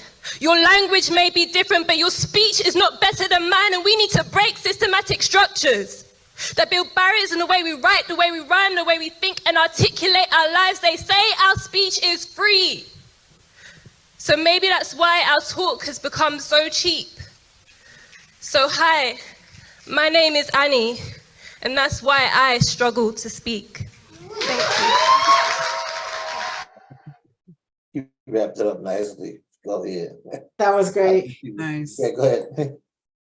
You know, I like the way, like I said, struggle to speak. I like the way she dramatized that Yeah. in the very beginning. Uh-huh. That's how she kept repeating herself, as though she was struggling to speak and to get herself together. And then when she got started, boom. So when she started speaking, it's like, wow, she went into a flow and it took off. And I think that was very, very well done by her. Yeah. You know, it wasn't an error, it was deliberate. Uh-huh. Yeah. Yeah. You know, we have 16 young people, by the way, going to the National AXO competition in July. And we have both spoken word performers, we have a written, we have essay. You know, there's 16 different, 32 different categories. We have 16 different people, 4 categories of dance: modern, contemporary, traditional, and tap, I think it is. But anyhow, one of the things we are going to do in the next month is coach our young people. They've already participated on the local level, and now they're going to go up against these hundreds of people from around the country who also won gold medals. Last year we walked away with a gold medal in medicine, thanks to Madison Stokes and medicine. Come on now. We also walked away with a bronze medal in traditional dance, and then one of our writers, young lady who was actually she was a writer. She just was a student, wanted to go to college. She wrote an essay, and Napita Nyong'o, the sister who won the Oscar for 12 Years a Slave, she put up $500,000, and she gave 40 young women $10,000 apiece. And this was a nationwide competition, and one of our young people from Harrisburg won that $10,000. And I'm talking about, you have about 1,000 students participating from all these different categories. It is quite an event. And so this year's going to be in Boston, Massachusetts. Literally 16 is the most we've ever taken. And I know that Cobber Brunson, who is the director here in Harrisburg and actually the director for the state of Pennsylvania, he's been doing this since 1997. And he can tell you, someone did it even before him, he can tell you that we've never had that many, gold medalists. So we really have a good crop of young people will be going. But what we need to do is do what the other states do. They prepare the young people to present. And the reason why I say that is because one of our young people who was really dynamic, there you go. Thank thank you, Brother Chris. This was a couple years back. But those are some of the people that we've taken. Those are all gold medal winners you're looking at. And they went and competed on the national level. And that's Makita Brunson and in fact, the young lady sitting in the blue, she won bronze medal in traditional dance. She's from Nigeria, the people from Nigeria. That's Napita Nyong'o. The young lady in the black to her left, to my left, yeah, to left, would be to her right, to our left, is from Harrisburg. And then there's some students, they were all at one of the churches. This young lady in the blue is the one that won the gold medal in medicine. That's Madison Stokes. She's now a rising sophomore out in Pittsburgh, I think at Carnegie Mellon, one of those schools out in Pittsburgh. But anyhow, she's a dynamic leader. She's doing great stuff. So we will be, like I said, working with them over the next month here to get them prepared. I think it's the 24th we leave out to go to Boston, Massachusetts. So up until that time, we're going to give them Madison, in fact, had two doctors who were working with her in her presentation. She had already submitted her piece on COVID and the long-term effects that COVID can have. And then we had two people, Dr. Belgrave and Dr. Miller, who literally just got put their heads together and they, quizzed her on quizzed her on a presentation. And so they said, when you get to the national level, the people that will be talking to you are at the top of their game. These are the judges at the national level are world renowned. I mean, they're just absolutely excellent. So you can't go in there stepping. And she just absolutely nailed it. And the young lady who did the dance too, just absolutely nailed it. I mean, the competition is so fierce. And I'll end with this. 3 or 4 years ago, we had a young man from Harrisburg who we said, oh my goodness, where did this kid come from? One of the best dancers in terms of ballet and that kind of thing we have seen. He did an African piece, just knocked it out the park. And he got up, and what happens is they have probably had about 100 people dancing. And so they do it by shifts. And so you don't know what the other ones have done because you go into the room, you want to see your person. And once that door closes, you can't go in or out. You have to be there. And they have maybe 8 students at a time, 10 students who participate. And he got up, he had befriended another kid there. They were kind of palling around together. He got up, and when he got through, everyone said, wow. They just, wow. He was fantastic. The kid that got up behind him was from Texas, and he had befriended him. When he got through, you sat there and you said to yourself, what just happened? That kid was so good.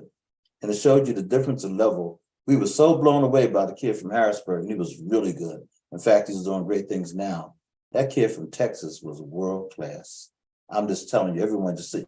You sat there almost stunned in silence, like, what? Because that guy was ready for Broadway. You know what I'm saying? And so they bring young people in that they just know what they're doing. And the writing is so powerful. The young lady who won gold this past year actually had everyone in that room crying. I mean, when you talk about performing, when she got through, I think everybody was sitting there. And I remember just going, he wiped that tear because she brought the house down. So they don't, the performance is performance, but it's also good writing. So that's what we're going to be preparing our kids for. We had one young lady get up and she decided at the last minute to change her poem. She wrote something and she said, I'm going to do this instead. Well, that knocked her out of the box right away. And then another thing was she read it from her phone. Well, that's not performance. You can't stand and read it. And she showed no expression. She just read the poem. And she thought, well, no, it doesn't work like that. So those other kids got up there, So it is what it is. But anyhow, we're always looking for great people like yourself who can give advice. And we can give advice on Zoom too, by the way. Okay. So if you're, this is Madison Stokes. She's the one that won the gold medal in medicine. Her father, by the way, is Floyd Stokes, who is, he's probably written about 40 or more children's books.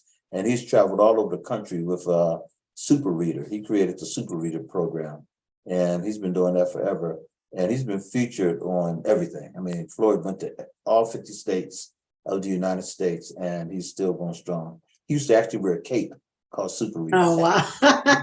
Yeah. Love it.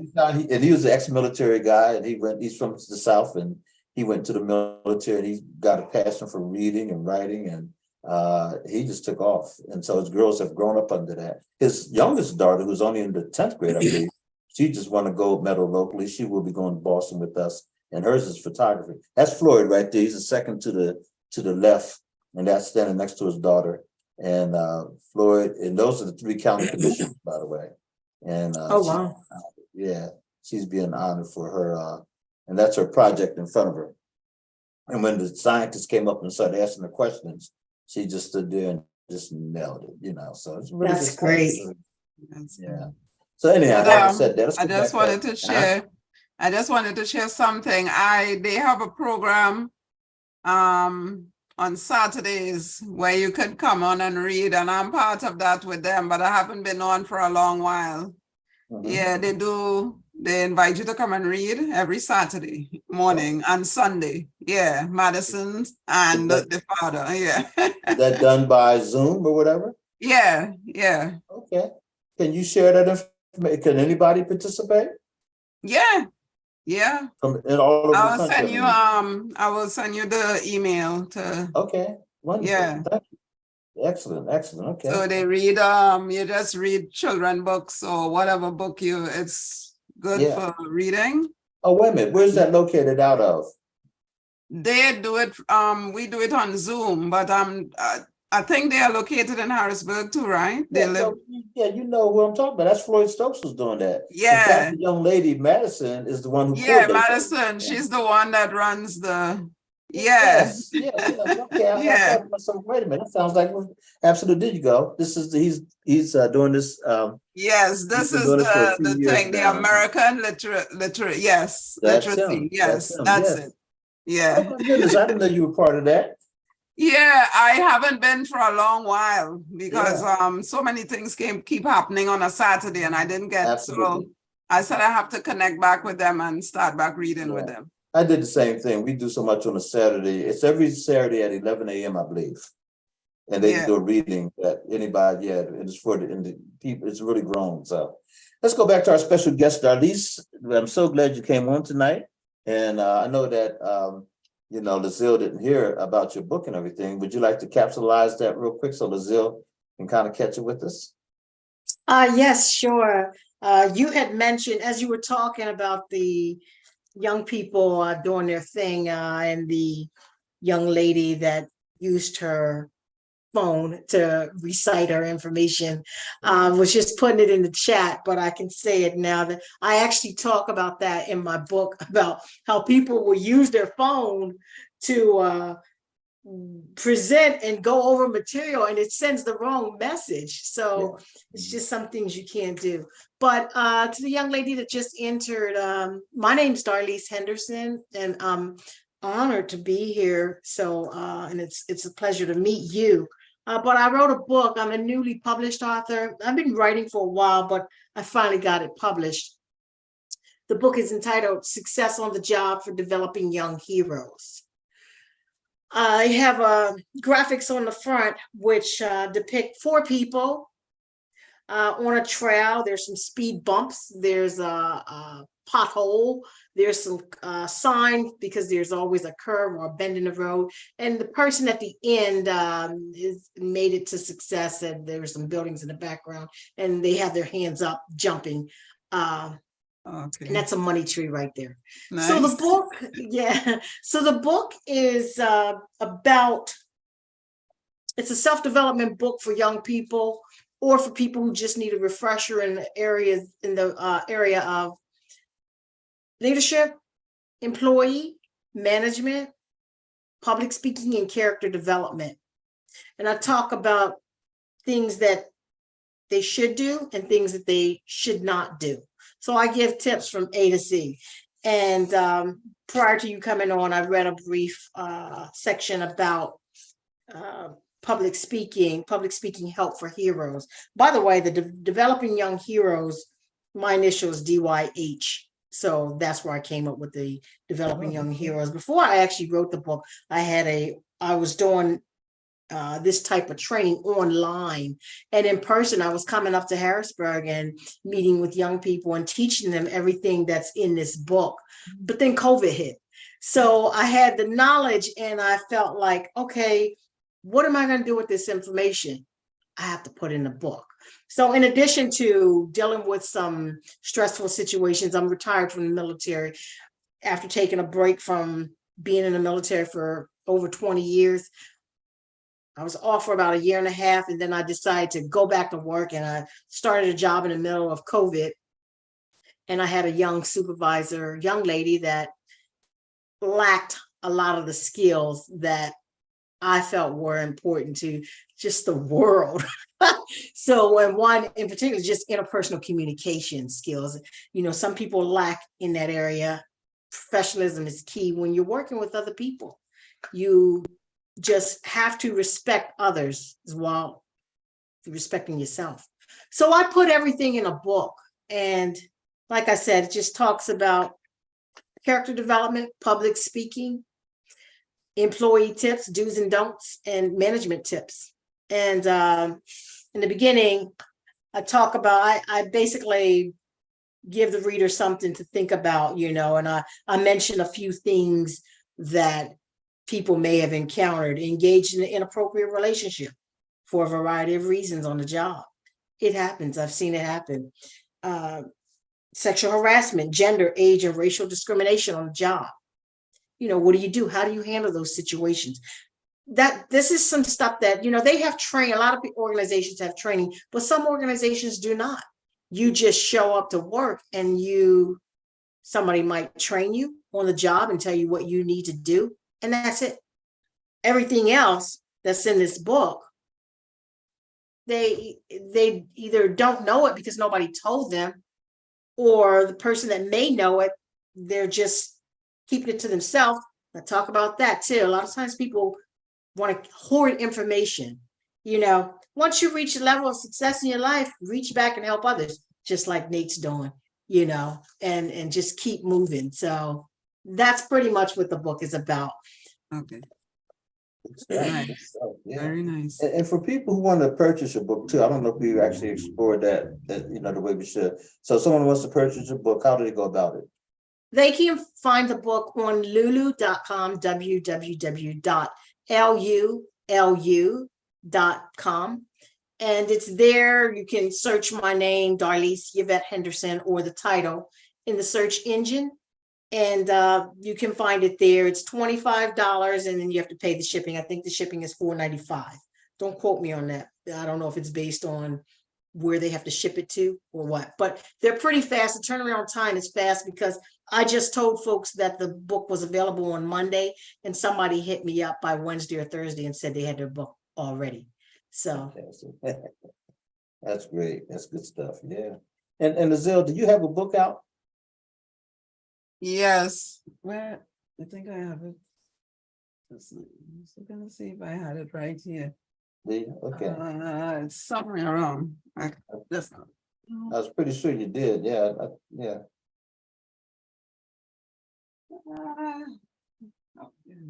I see Brother Chris point.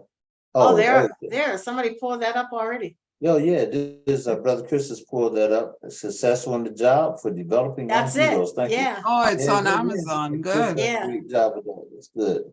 Paperback 25. Okay. Excellent. Yeah. Good this stuff, is folks. And there's Azil's book. mine. What's Welcome the name to of it? America. Oh, Welcome to America. Yeah. Nice. Okay. Hope I hold Now, it do you have a up. website? You have a website? Yeah, it's on Amazon also. Okay. I don't know if Brother Chris can pull it up the way he did Darlise, you know, book, but yeah, good stuff. Okay, Welcome to America. It's poetry, right? No, it's actually a story. It really was supposed to be my story coming to America, but I was kind of like scared of putting it all out there. Yeah. So I kind of switched it and turned it into a plot, like a Lifetime movie. Oh, okay. That's good. Maybe Yeah. next time I'll pick it up. Yeah. Indeed. And Brother Neil, do you have a copy of your book that you could hold up that we can see? One of your copies? There it goes. Okay. Mirrors of Life, Part 2. It said, what did it say? To fight for what? Oh, you're muted right now. Political Okay, I see it power. though. Fight for political. Yep. Fight for political power. Yeah, fight for political power. All right. All right. That picture, every time I see that picture, I think of Malcolm X. Well, actually, it's like there's- the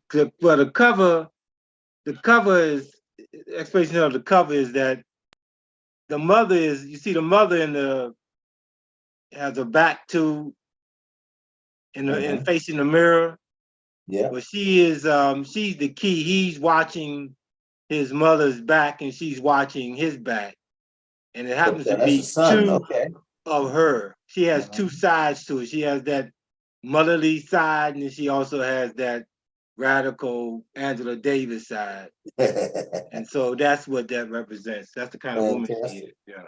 Hey, while you were talking, Brother Chris flashed Welcome to America up. Can you put that up again, Chris, or did you lose it? That was the Zills book there too. Here we go. And so Yeah. here it comes. Here it goes. And so your book is retailing at looks like I'm seeing, let me see here. Hardcovers $15.98. Kindle is $3.85. Okay. Real good. So it's in hardcover. Okay, real good. There you go. So we have some great authors on tonight. This is great stuff. Really good stuff. Yes, indeed.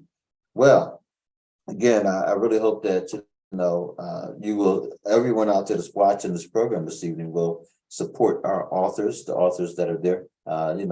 They produce great books, and we got to keep our community reading and learning and moving forward. That's what it's all about. And right now in Harrisburg, we don't have an African American bookstore. When I think about it, we had one for years with Dave Waters and his wife, David Joyce Waters. And their one son anyhow became superintendent of Stilton High Spire Schools, and then now he's the overseer for the Harrisburg School District, education overseer, but also he was a professor, and I think he still is, up at Shippensburg University. So just doing great stuff. And they brought in so many great writers, nationally known authors to Harrisburg for years. They had Nubian, I think it was Nubian Village was the name of the bookstore. I might be mixing that up with someone else, but anyhow, hats off to Dave. And I know Dave is still doing good stuff. He's an accountant by trade, and his wife, I think she was an educator too. But anyhow, yeah, good stuff. So, but we need, we do have the Midtown Scholar Bookstore. I will give them credit. They bring in everybody. And if you haven't noticed, in fact, we just had, I want to say Arius Matthews, I think her name is. I might be saying it wrong. She is the current poet laureate for the city of Philadelphia. But I noticed that she's being featured in London this week. She was up here in Harrisburg last week at the Midtown Scholar Bookstore, along with poet laureate for Harrisburg, Rick Kearns, and also the poet laureate for Lancaster, PA, who was an African American female. And they just threw down. I wasn't able to go. I was doing the training, but I followed it on Facebook, and people who went said they were absolutely excellent. And I just kind of reached out to Arius to try to get her here in Harrisburg, and here, boom, they brought her in already, and I missed it, But we'll get her back here. But one of the things we want to do, and that's Midtown Scholar Bookstore. Are you familiar with Midtown Scholar about it, Dardis?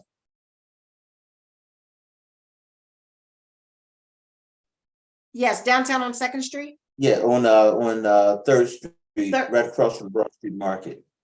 Yes, as a matter of fact, I called them. I'm waiting on a call back so I can set up a book signing.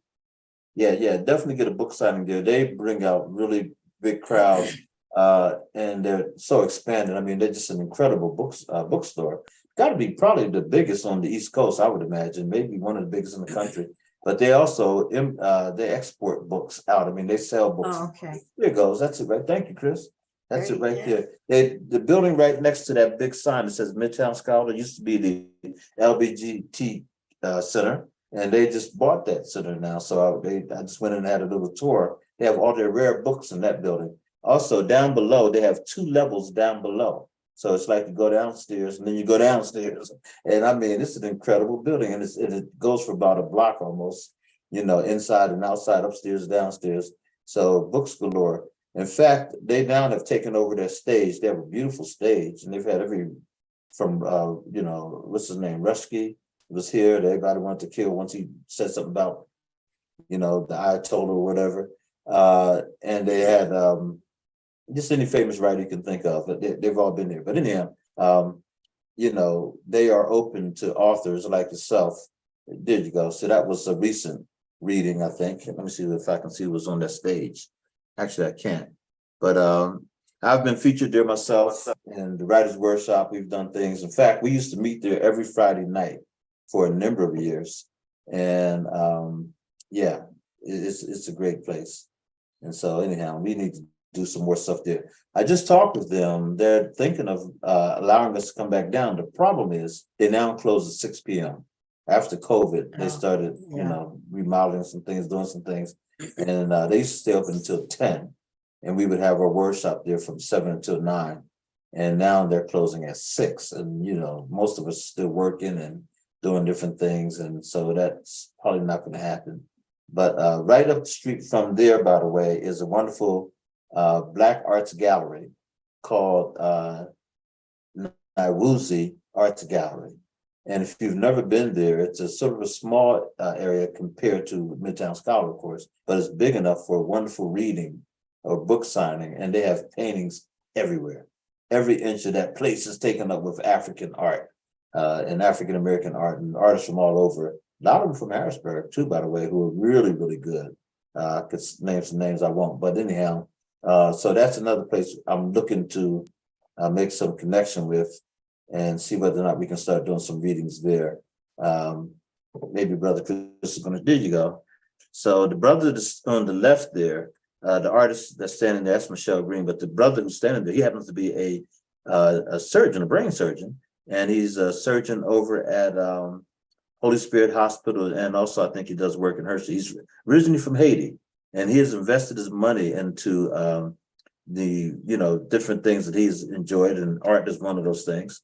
And the other thing he did was bring it up again, Dr. Dell. If you can go down again, Chris, there you go. Dr. Dell, how do you say that last name? Danglebin, Dr. Dell Banglebin, yeah. And so he's a surgeon, and he's investing. He actually bought a massive print shop, and I'm not sure it's still going strong at this point. I'm not sure about that, but he's investing into the Black community. And like I said, he's out of Haiti originally, I believe. And so hats off to him. But we have got to go into that space and do some work there. So they have a new director, if you will, a curator, whatever, and his name is Barber. But he's from Harrisburg, and he's a very good artist, and he's taken over the operation. So maybe we can talk to him about, what's going on. I mean, the brother still owns it, of course, but he has this brother sort of running things. So anyhow, there's a lot of stuff happening. Best to you, all of you who are, out there producing books. Whatever you do, don't stop writing. We need your words, your wisdom, your education, your insight, your perspective. We need all that. And let's figure out ways to have, some things going on. In April of 2024, at this point, I think it's April the 12th, we're having a massive, our first big in a long time, writers conference and dinner. We're going to do an awards dinner out at the, what is that? It's not the Sheraton. One of those, it's in Union Deposit. I think they call it the Sheraton, but anyhow, we've already got the contract and all that stuff. So we just need to do what we need to do, but it's going to be big, and you're all invited to come. And we want to make this thing a huge success. And it's not about, raising monies, even though, we want to do some of that, but it's really about honoring the writers. So anything and everything we can do to make it as inexpensive as possible and get all the writers in here as possible, we're going to do it. So we've dedicated ourselves to, like I said, April, which is Poetry Month, 2024. God bless us. God be with us. We are going to be there, or be square, as they say, and invite all of you to come up and, be a part of that wonderful experience. Whether we have workshops, and all that kind of stuff, we're going to try to do that during the day, the dinner during the evening, and the awards banquet. And we want to bring in some big names in here too. Over the years, we've had Gwendolyn Brooks, E. Ethelbert Miller, Sonia Sanchez, Nikki Giovanni. We've had them all, Haki Mahabuti. We've had Kwame Alexander, who's now probably the hottest poet in the country, and all that. So, we have a history, been around since 1977. So 46 years later, we still stand, thanks to you. Okay, you the writers. That's why we created it, and that's why, we're on here tonight. So having said all that, I hope to see you all again next Friday. God willing, we hope to have you out tomorrow morning if you can make it. to the Writers Workshop and Life Esteem, sponsoring a Juneteenth breakfast at 900 South Arlington Avenue. And, again, it's in the dining area. We're going to have a great time. We have poetry and writers at everything that we do. So if we have any poets and writers in the house, we will give them an opportunity to talk about their work and maybe to read an excerpt or do a poem. That's what we do. And then on Sunday, we will be at the State Museum featuring Brazil Powder. And she is going to be coming all the way down from New York, Long Island, New York. And then we have also the Winneman African Dance Community, they call themselves. Lark Daniels is probably the best in our area right now. She's doing tremendous work. By the way, don't sleep on the wonderful concert that's held every year in Lancaster, Pennsylvania, with the Imani Edutainers, with Dr. Sonia Mann McFarland. They bring in dancers, African dancers from the world. They've had them from Africa, from Haiti, from wherever.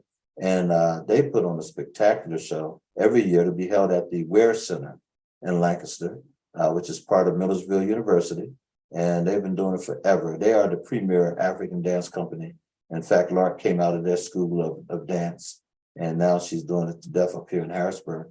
But Dr. Sonia Mann McFarland is, I think, a Yoruba priestess, and she's a professor, she's a social worker, all that stuff. So she knows her stuff, but also she has an excellent dance company.